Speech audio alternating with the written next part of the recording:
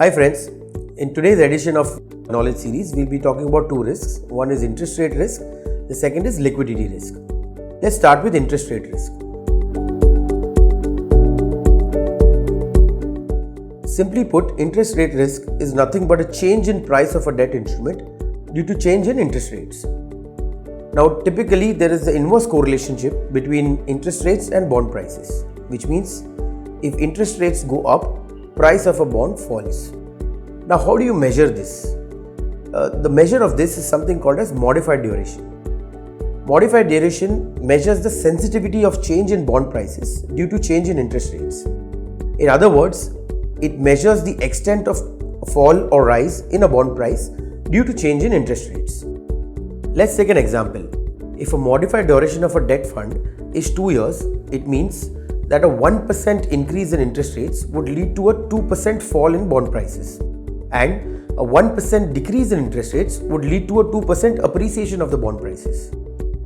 The second type of risk that we'll talk about today is liquidity risk.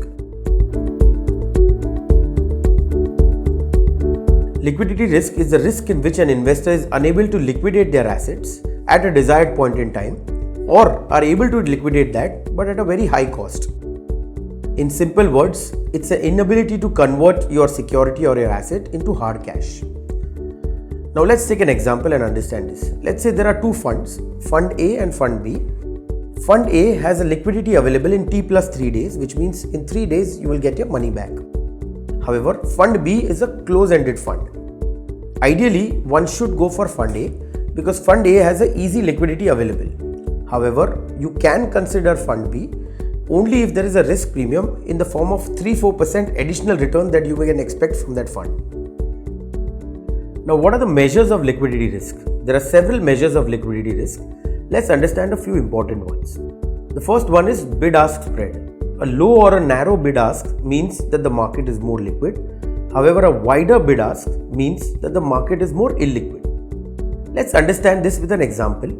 In a case of an open-ended mutual fund, the bid-ask is 0 since the repurchase price and the sale price is the same. However, in case of a real estate transaction, the gap between the bid from the buyer and the ask from the seller could be much wider, and in this case it could be considered as more illiquid. The second measure of liquidity risk is volume.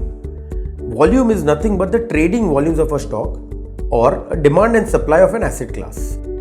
The higher the volume or higher the demand and supply of an asset class, higher is the liquidity in that asset class or the instrument.